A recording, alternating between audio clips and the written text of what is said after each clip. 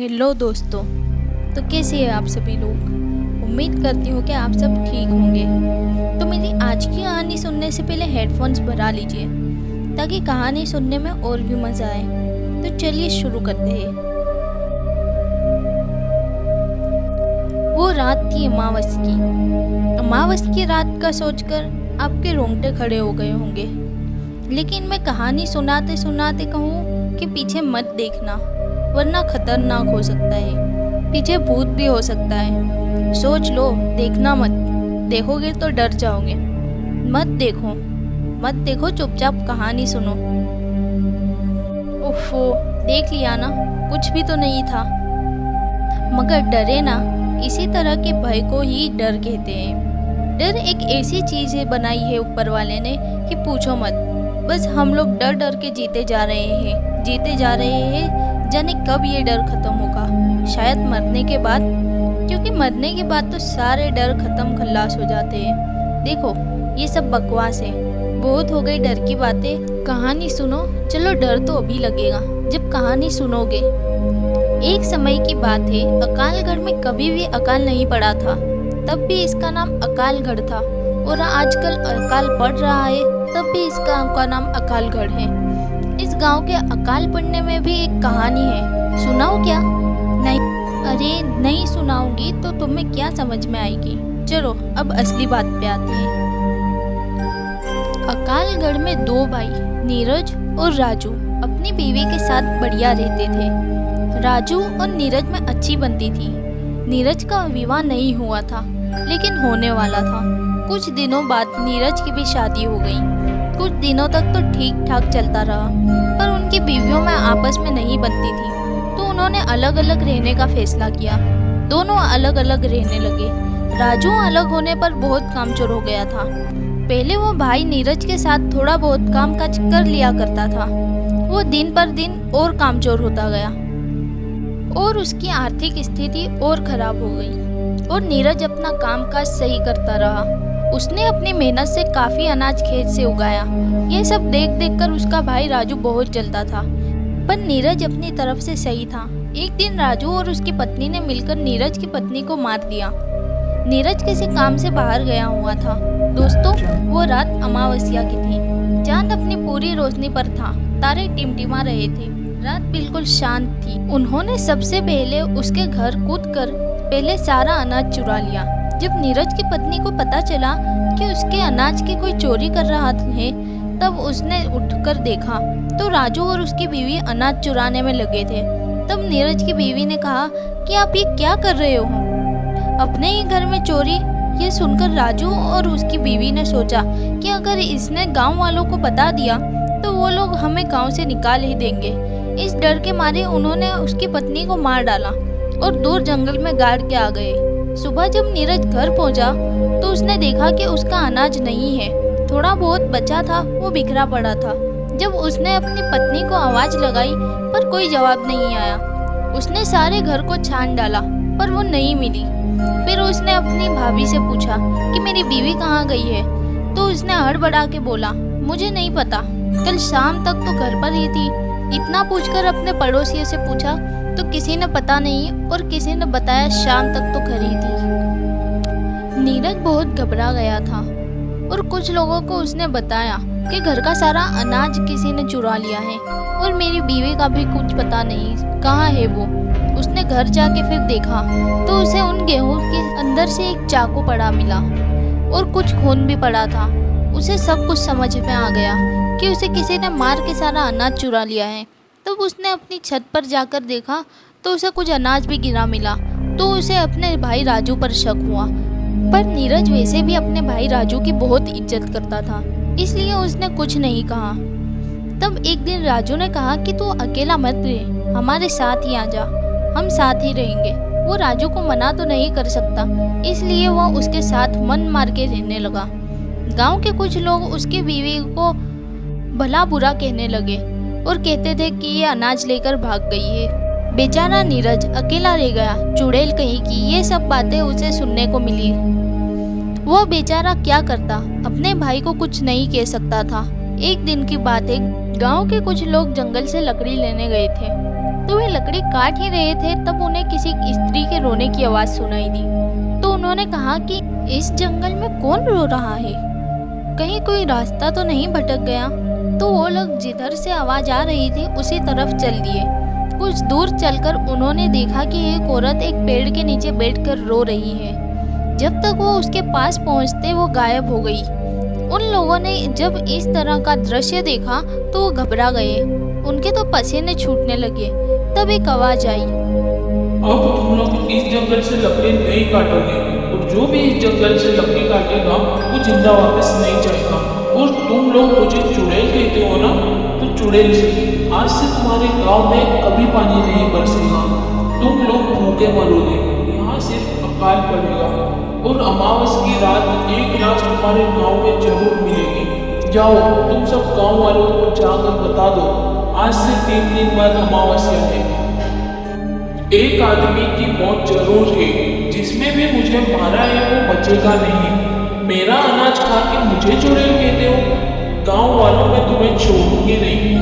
आज मैंने तुम्हें बख्श दिया, जाओ जाओ जाओ जाओ, चले जाओ मेरे जंगल से, मुझे अकेला छोड़ दो। जाओ मुझे तैयारी करने दो, जाओ। और ये सब कहकर वो रोने लगी। वो लोग डर गए। ये सब क्या था? स्त्री रोने का कारण क्या था? एक आदमी बोला, अरे वो कह रही थी तो सही कि मेरा अनाज चुरा लिया है और मुझे मार दिया।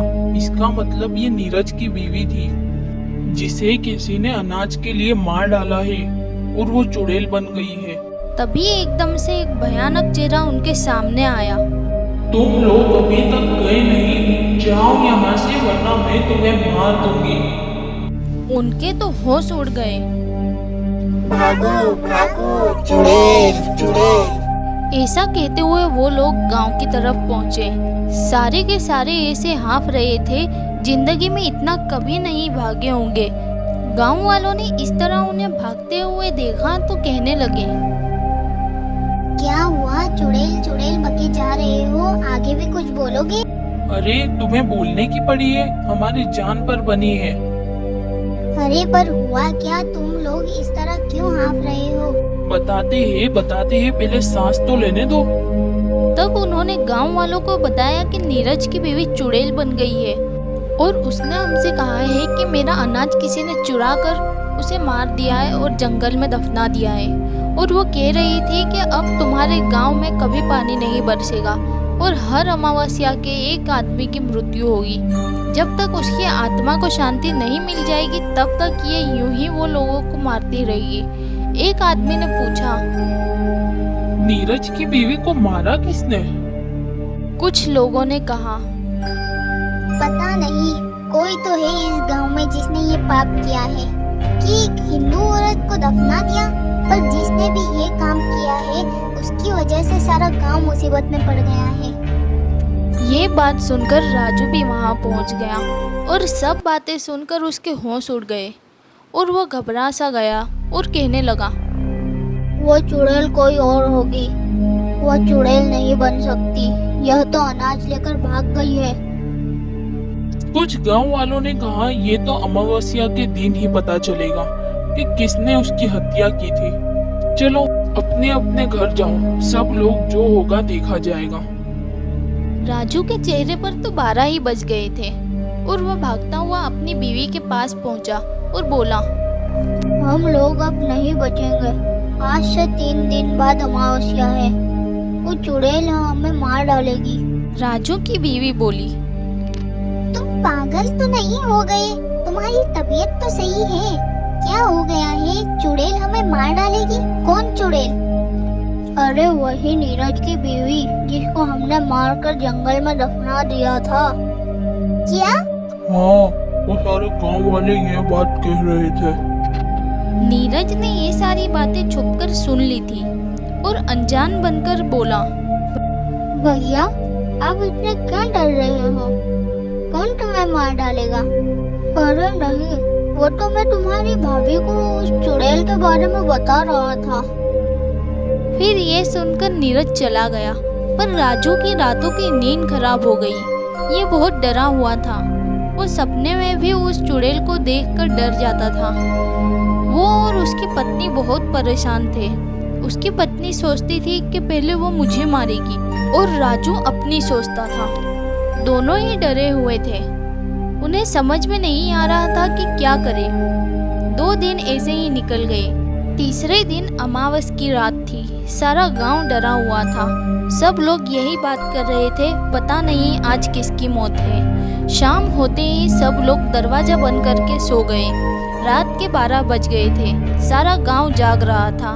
नीरज तो बेफिक्र होकर बाहर ही सो रहा था। गांव वालों को तो उस मनहूस घड़ी का इंतजार था। सारे गांव वाले डरे हुए थे। कुत्ते भौंक रहे थे, पता नहीं कौन सी कयामत आने वाली है। अचानक किसी स्त्री के रोने की आवाज सुनाई दी।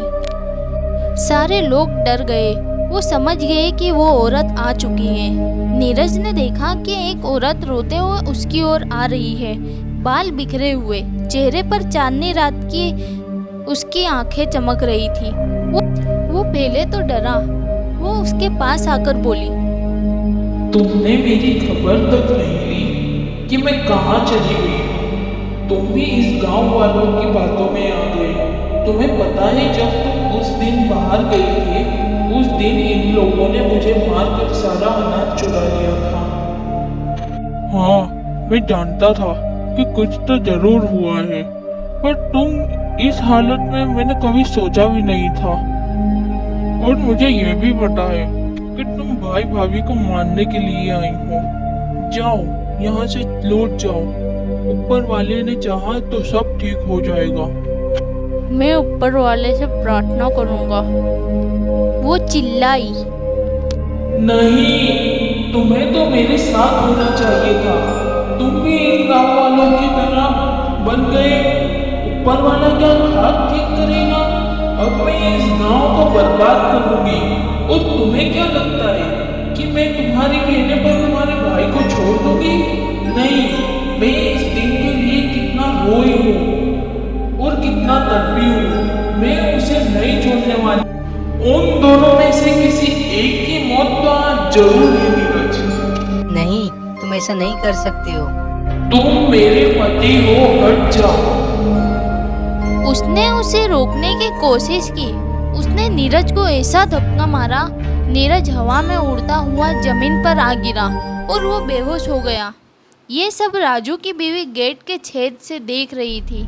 उस चुड़ैल ने गेट को धक्का मारा और उसकी बीवी के बाल पकड़ के बोली, चुड़ैल तो तू है। तूने मेरा सब कुछ छीन लिया। अब तुम्हें नहीं छोड़ूंगी। उसने राजू की बीवी का कलेजा चीर के उसका दिल निकाल लिया।